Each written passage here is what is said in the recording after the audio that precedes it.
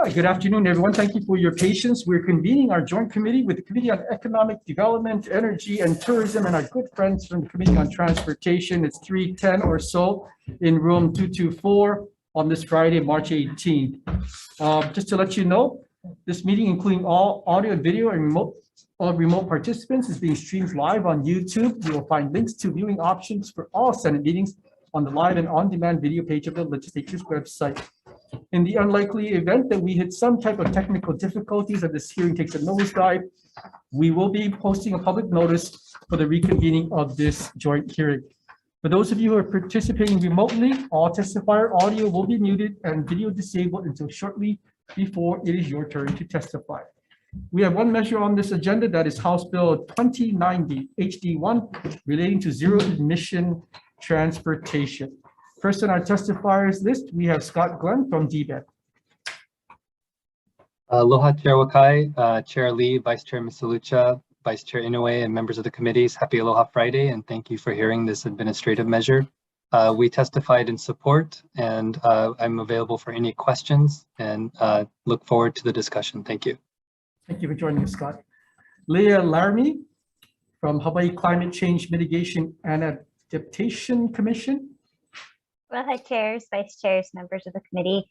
The Climate Commission stands on its testimony and support. Mahalo. Thank you, Leah. We have Jay Griffin from the PUC. Aloha chairs and members of the committees, David Parsons on behalf of the PUC. We're in support of this measure, and you have our testimony and available for any questions. Thank you. Thank you, David. Jenny Yam from the Motor Vehicle Industry Licensing Board. Hi, Chair. Russell Wong will be available to provide testimony. If one of your tech support could unmute him and allow him to show his video, please. Okay, IT, if we could let Russell in. If that takes a few minutes, you don't mind, I'm going to come back to Russell then. Okay. Is that, oh, okay, there you are. Thank you, Russell. Good afternoon, Chair Wakai and Chair Lee and members of the committees. My name is Russell Wong. I'm an industry member of the Motor Vehicle Industry Licensing Board. The board stands on its written testimony and offers comments expressing concerns that, as written, the bill seems to negate the requirement for licensure of motor vehicle dealers set forth in HRS Chapter 437. Accordingly, to address this issue, the board respectfully requests that the committee amends this measure on pages 8, lines 1 through 18 as written in our testimony. I want to thank you for the opportunity to testify. Executive Officer Jenny Yam and I will be in attendance and are available for any questions. Okay, thank you, Russell. Jenny, did you have anything to add to what Russell just said? No, I'm only here to provide any supporting comments or clarifications if needed. Okay, thank you, Russell and Jenny, for joining us. Thank you. Micah Munikata from Ulupono. Whoa, in person, Micah. Good to see you. Good afternoon, Chair Wakai, Vice Chair Misalucha, Chair Lee, members of the committees. Micah Munikata on behalf of the Ulupono Initiative. Thank you so much for hearing this measure today. We'll stand on our testimony in support of it. Just for consideration purposes, if the committee so chooses, we think that if you folks would look into this measure to be a true point of sale type of rebate program, we believe that it would benefit maybe those low, moderate income folks if it is a true point of sale rebate program. I think the way the bill is structured right now, it's almost like a reimbursement program, so it might affect some of the ability to make that purchase on the front end. So thank you very much, Chair, for hearing this. It's a very important measure to moving us towards EV adoption. Thank you. Thank you for joining us, Micah. June Chi from Hawai'i Electric. Okay, June has submitted testimony in support. David Rolfe from the Hawaii Auto Dealers Association. Chair, Vice Chair, and members of the committee, I'm David Rolfe of the Hawaii Auto Dealers Association. We'll stand on our written comments expressing quite a few concerns. We've appreciated the amendments that have been made to the bill. I'll be here to address any of those. The one mentioned by Ulupono recently was, right before me actually, was of greatest concern, the fact that it's not cash on the hood. It has to be applied for as a rebate, and that'll cause a great deal of difficulty. But we've also mentioned many other issues relating to MSRP, to the warranty, to a number of other issues that are very problematic. But I'm here to answer any questions and happy to help. And we do suggest that a working group could address all of those, and SB 3311 puts together a good working group. So happy to help, and we're here to do that. Great, thank you, David. Ted Boland from Climate Protectors Hawaii. Thank you, Chair Hawai'i, Chair Lee, Vice Chair Salucha, and members of the committees. Ted Boland on behalf of the Climate Protectors Hawaii. Climate Protectors Hawaii are in strong support of this bill. This is an opportunity to help some low and moderate income people access the electric car market.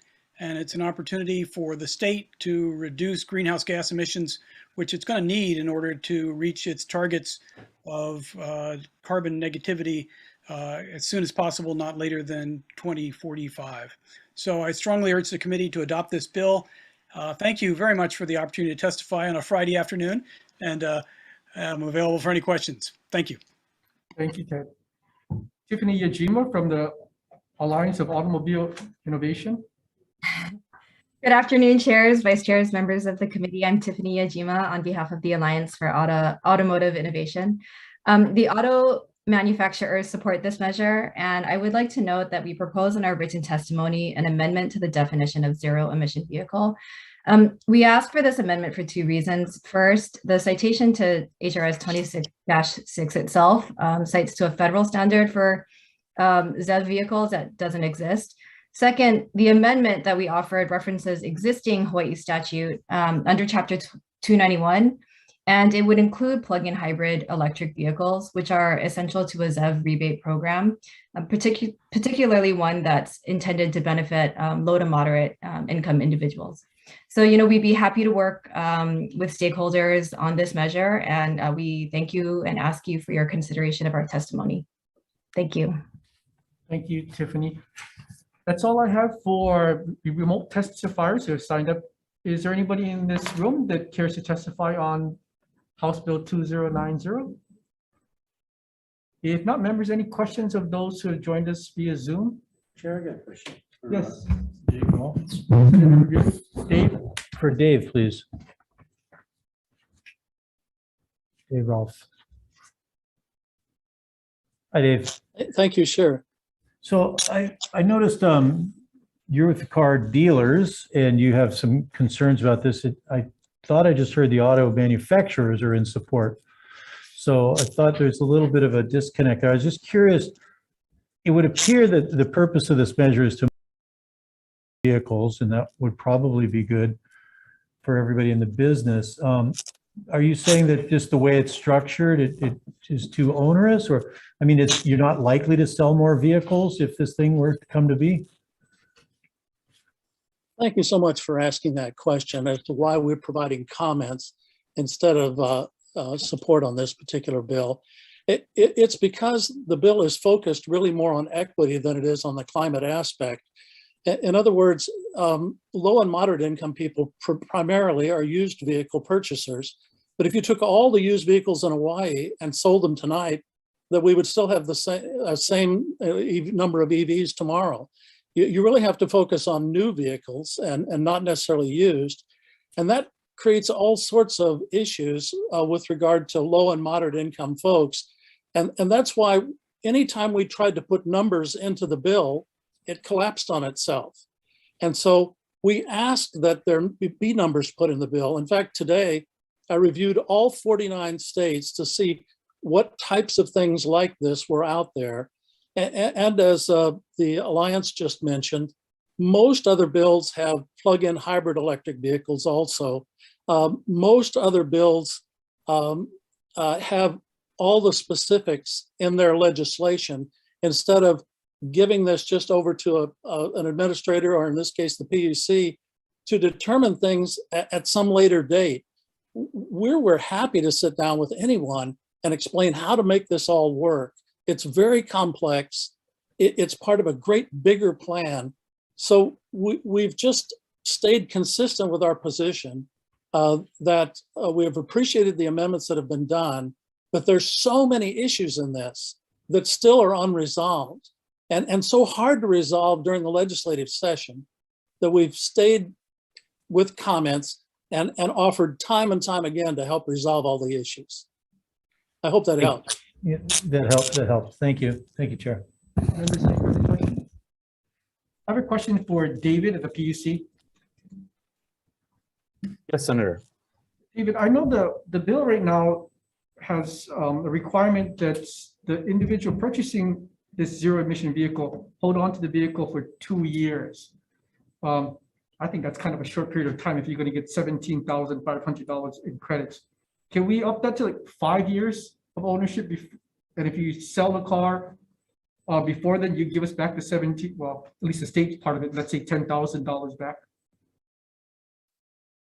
Thank you for the question. I think generally speaking, it helps when we have some flexibility to establish some of the details in administering the program. But certainly we would defer to you and the legislature to prescribe the boundaries or what's acceptable for this kind of a program. So I think I would also just sort of perhaps defer to Scott Glenn at the Energy Office in case he has any comment on it. But to me, I wouldn't oppose a requirement that you hold on to the vehicle for 5 years as opposed to 2. Okay. And I really dislike tax credits that live forever. Can we put a sunset date on this? I mean, at a certain point, the industry will lower the price of cars as they did with PV. And we don't need this tax credit at a certain point. Could we sunset this thing in 5 years? Well, again, Senator, I would defer to you in terms of what kind of a program you would like to have. My only thought on that is that perhaps a little longer would be good, considering we don't have many electric vehicles as a percentage of the overall number of registered vehicles, and it may take some time for to tip that balance. And so maybe a longer period than 5 years might be appropriate, but certainly would defer to you in terms of the parameters for the program that you would like to see. And would you be open to us disallowing anybody to subcontract the vehicles? I'm just afraid that somebody's going to get one of these, get a $17,500 rebate, and then tour the vehicle out and actually make money off of this, so that we would prevent anybody who does that gives us back the 10 grand that the state gives that. Yes, I think there could be a number of different ways to accomplish some of this, and I think having the guidance from the legislature about what the intent of the program is will help us in administering the program. And so if there are parameters like that would tailor the program in the way that you think is most appropriate, I think that will help us when we go to write up the forms and make sure that like the eligibility forms and the different rules that will apply to folks that might get the rebates. And I see just one more potential loophole. If we could limit, do you think it would be wise for us to limit the number of households that can avail to this tax credit? I mean, the last thing I want to see is one family who qualifies and then buys like 10 vehicles and gives it to auntie and uncle who shouldn't be. But should we put a limit on the number of households that are able to get this tax or this rebate? Well, I wouldn't necessarily recommend that we limit the total number of households. I think right now, the way the bill is set up, I believe that depending on how high of a rebate we might offer, I don't know that there would be a ton of vehicles that really could benefit from this. But if you wanted to have something, maybe this is what you're saying is have a limit on the number of rebates per household, as opposed to the number of total households that could participate. Oh, yeah, that's what I meant. So one household, you can get a maximum of 2 rebates with this. Just in case, I mean, people could like game the system, right? Look for someone who's qualifies and then have all your friends and neighbors get the rebate, and pretty soon you have 20 people at one address that get this rebate. Yeah, so I don't want to go down that route. No, understood. I think that's well taken. I think that you could put that into the measure. I think another approach you could take, we've in some of the other bills related to the EV charging stations, there's been language inserted into the statute that directs the PUC and the program administrator to try to maximize the number of residents or businesses that could participate in the program, or maximize the number of folks that could benefit from the program. So that sort of guidance would be helpful as well, alternatively, or in addition to, to make sure that we're designing the program and getting those details in a way that aligns with the intent. Thank you, David. Members, any further questions?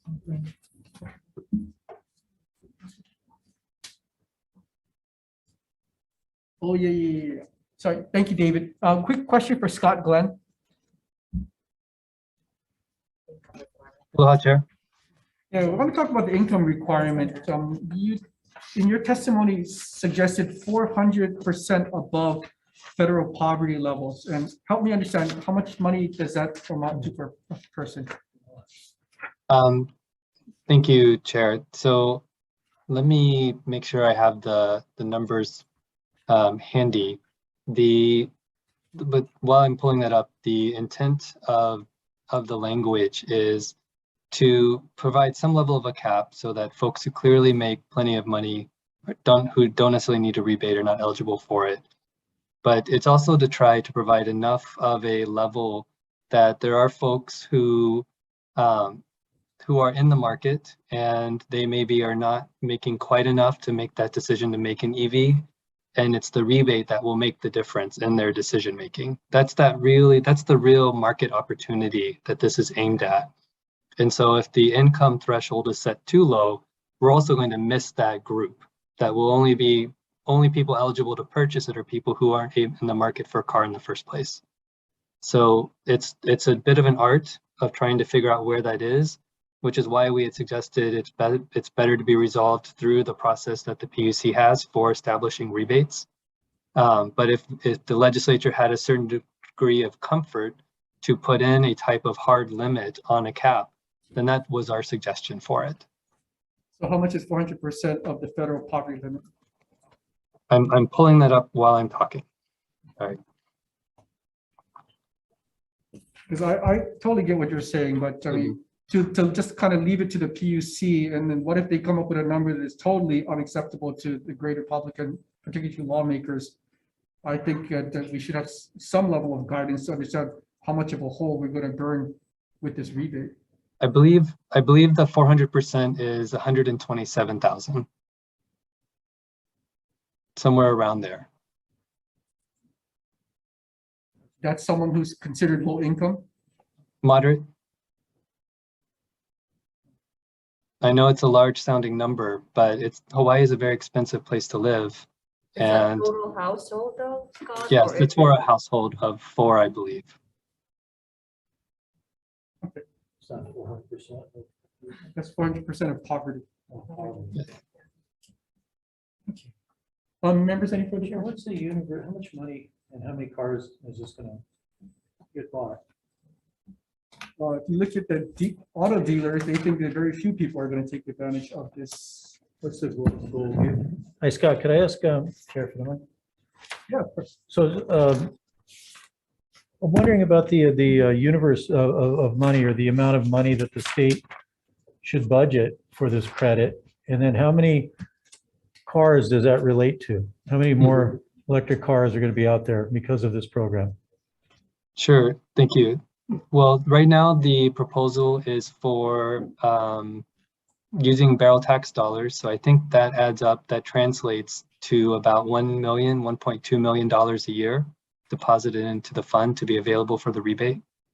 Right. Depending on what the rebate itself is set at, would then shape how many cars or households. Senator Wakai earlier used the number 17,500. That's not a number we had contemplated, but we were using, just to make math easy, $10,000 as a way to think about the rebate, which means it would effectively be helping 120 families a year as the price fluctuates and variations. But as an averaged out number, that's what we would be looking at.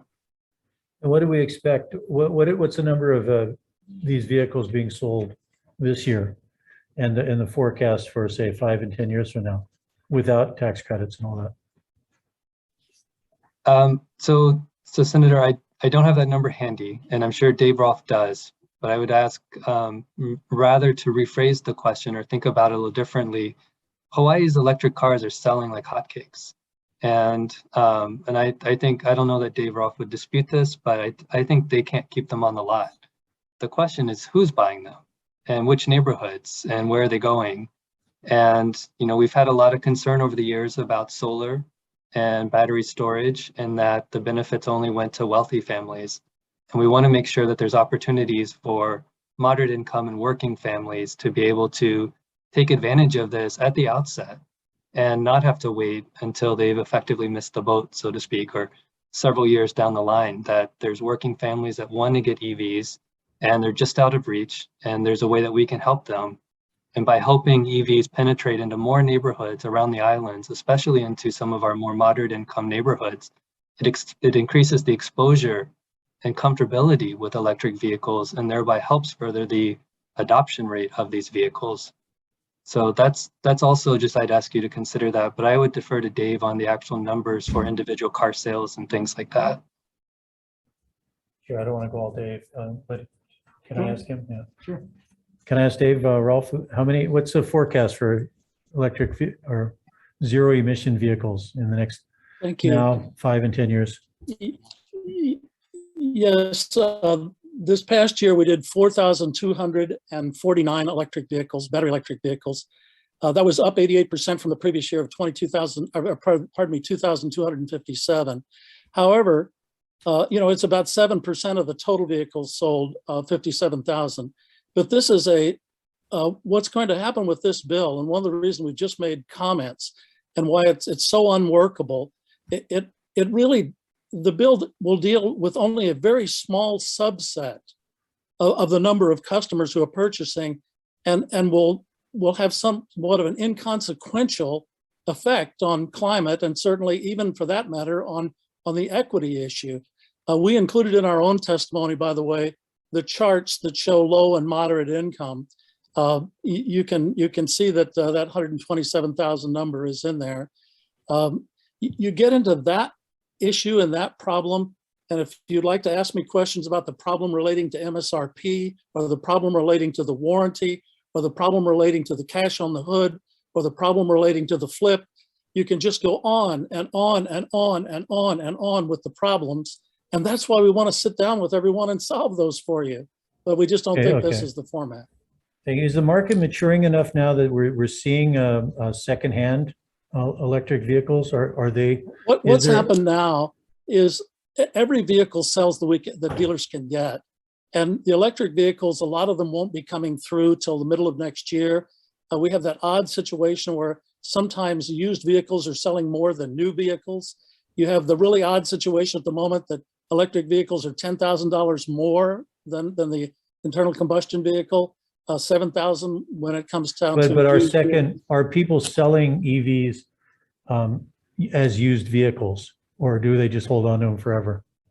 So is that market they turn over at the lease generally. You know, most of the vehicles sold are one type of vehicle. In fact, I think, to put it in perspective, of those 4,249 vehicles sold last year, one manufacturer sold 82% of them. One manufacturer. And most of those were on lease. And so they come off lease in about 3 years. That's what causes all sorts of the pickle too. Okay, thank you. Anyway, I still didn't hear though, but are people buying and trading used cars in EVs? Is there a market? Dealers are taking them in, but no, are individuals selling their EVs to other people? Is that penetration there, the used vehicle? Not so much. You see most people who are having electric vehicles, if they're buying another one, it comes off lease and then it goes through the dealer. Okay. I would say, yeah, those 4,249 that we said were sold, I think we're almost all through dealers. Thank you. Mostly through dealers. Sure. Members, any further questions? Dave, I have a couple of questions for you. I'm trying to understand how the economics of this is going to work. Because usually we provide a state tax incentive or rebate or whatever to spur demand. But what you're saying is the demand is overwhelming currently. And so part of me thinks that the more we throw taxes at this, the more the dealers are going to be compelled to just raise the price of the car and we're actually going to help spur just a higher price point for these EVs and zero emission vehicles. Is that kind of what you foresee? Because you can't even keep the cars on the lot before they get sold now. We're going to try to throw in middle and lower income people into this who aren't going to get access to the vehicles anyway. So if I'm a car dealer, all I'm going to do is jack up the price of my car. What Correct we've or no? always said is when government provides money into the marketplace, it is always disruptive. And $10,000 is a huge sum of money to provide into the marketplace. And that's why I used it in my testimony that 10,000 might be selected. By the way, one state does $9,500 as a credit, others $750 every now and then, but very few have used vehicle included, and very few make their entire focus of their whole program on low and moderate income folks. So there's just so many things about this bill that makes it a round peg trying to be shoved into a square hole. And you've known that I've been down at the legislature for 22 years. We're down here to help. I'm here to help with any problem that's there. And the dealers want to help too. That's what they do. They're problem solvers. But this bill, with all its great intentions, has problem after problem after problem after problem after problem. And we'd like to help solve all those. In your testimony, Dave, you talked about a $7,500 federal EV tax credit. Is that already in effect, or is that still being contemplated by the feds? I'm sorry, the $7,500 federal tax credit is for vehicles that haven't exceeded 200,000 in sales. And so I think that Tesla has exceeded that. And right now in the infrastructure bill, they're considering extending that $7,500 federal tax credit. So what you might have, if Scott's correct and they use 10,000 as a state credit, you'd have $10,000 from the state, $7,500 from the federal, $17,500 to purchase a vehicle. And that's why we said the flip problem comes into play, where people would just say, my goodness, if I can buy two of those, I'll muster up the cash and they'll have greater value as soon as I get them. I'll hold them for 2 years and turn them and just pocket 34,000 if I had two. Okay, thank you. Members, any further questions? Okay, if not, we're going to take a brief recess prior to taking our vote.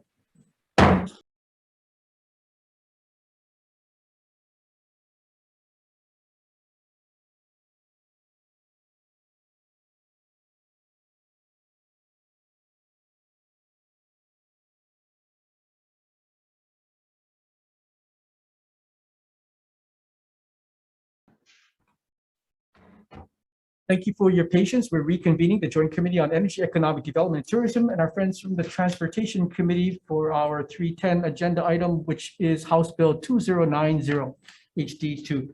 The two chairs have conferred, and considering all the blemishes and all the holes in this bill that have to be worked out, there are other vehicles, so to speak, that are still alive in this legislative session. So we will defer any action on this particular measure. We are adjourned for this agenda. Thank you.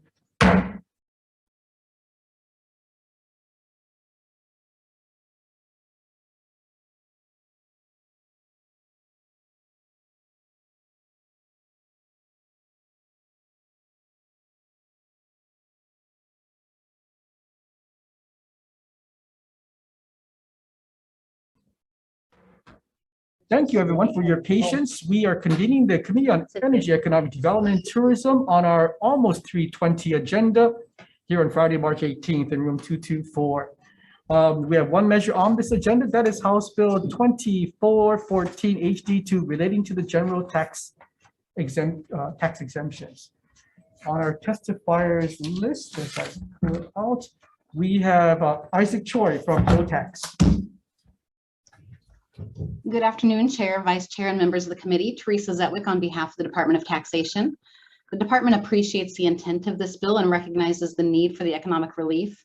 However, the department respectfully opposes the bill as written, noting that the relief provided by the general excise tax exemption provides less than $4 of benefit per month for consumers.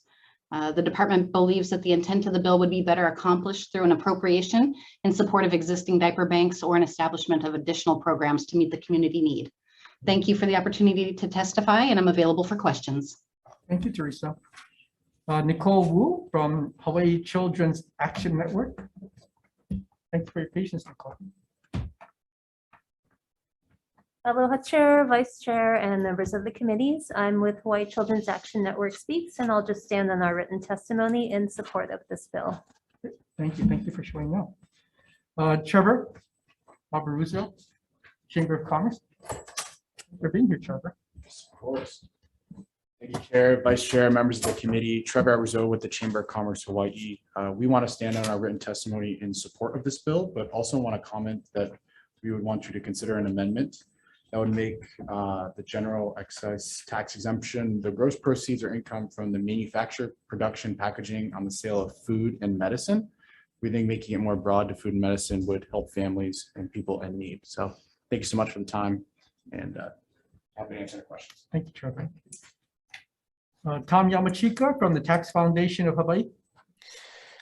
Thank you, Chair. Members, Tom Yamachika from the Tax Foundation. We're generally in agreement with the Department of Taxation's position. Will be available for questions. Thank you. Thank you, Tom. Jessica Histo from the Hawaii Diaper Bank. Aloha, Chair. Committee, thank you so much for this opportunity to testify. I am the founder and president of the Hawaii Diaper Bank. We are actually the state's first nonprofit organization that focuses on this issue. Basically, diaper need is something that affects 1 in 3 families across the nation. It's basically not having enough diapers to keep your child clean, dry, and healthy. So I'd kind of like to comment on that one thing about it only being $4. That while that may be true, that would be $4 per child. So a lot of times the families that we serve, they have multiple children in diapers. So they're spending already 300 diapers for the 3 children. So yeah, maybe that's only another 12, but that's also an extra step of things that they could then purchase, or the money could go towards. Basically, what our organization does is we serve these families, and during the pandemic, we saw an increase of more than 150% statewide reaching out for help. There's over 10,000 keiki under the age of 5 who are living in poverty, and the cost of diapers among everything else is rising. So this bill would not only help the families that we serve, it would also help families statewide, especially if we were able to alleviate the tax on the things like the reusable diapers, which, and then of course would have like a sustainability side to it. I have also submitted written testimony, so happy to provide any other comments or answer any questions. But thank you so much for this opportunity. Thank you, Jessica. We have Lauren Zerbel from the Hawaii Food Industry Association. Thank you, Chair and committee members. Hawaii Food Industry Association stands on our testimony in support of this measure. And we would also like to echo the Chamber's comment that we would love to see this bill amended to extend to all groceries. That would bring Hawaii in line with the rest of the nation. There are only 3 other states that tax groceries fully. So we think that that would be really helpful for low-income individuals and would be a positive step forward. So thank you for the opportunity to testify. Thank you, Lauren. That's all I have for those who have signed up to testify. Is there anyone who would like to testify? Mr. Egi?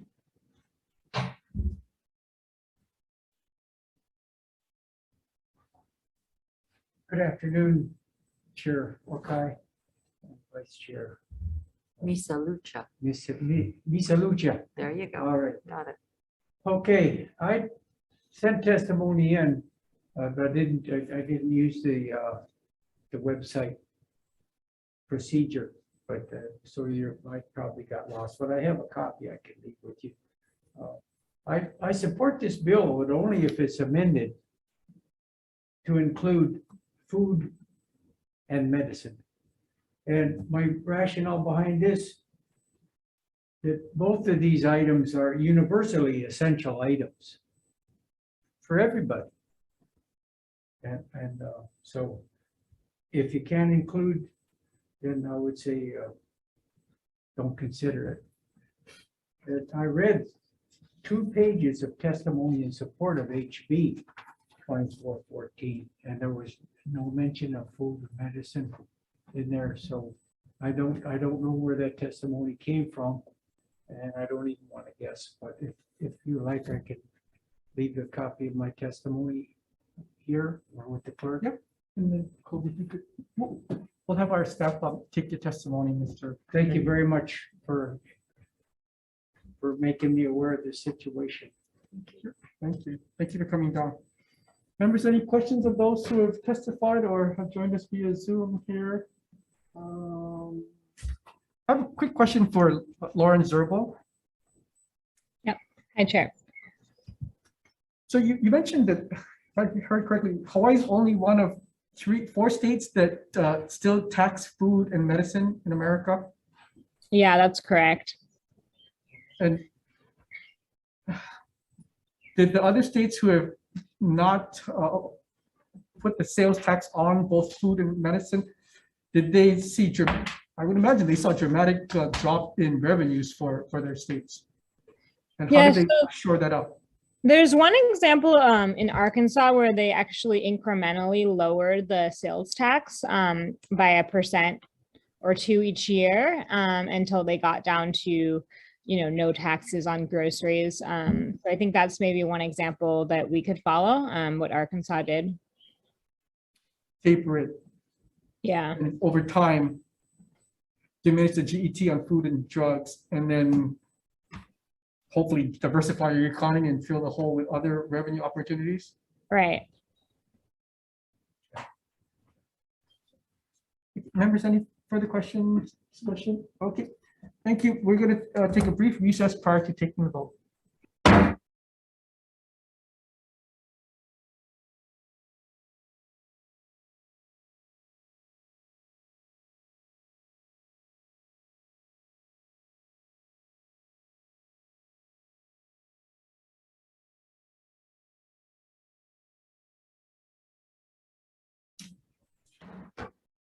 Thank you for your patience. We're reconvening the Committee on Energy, Economic Development, and Tourism on House Bill 2414 HD1.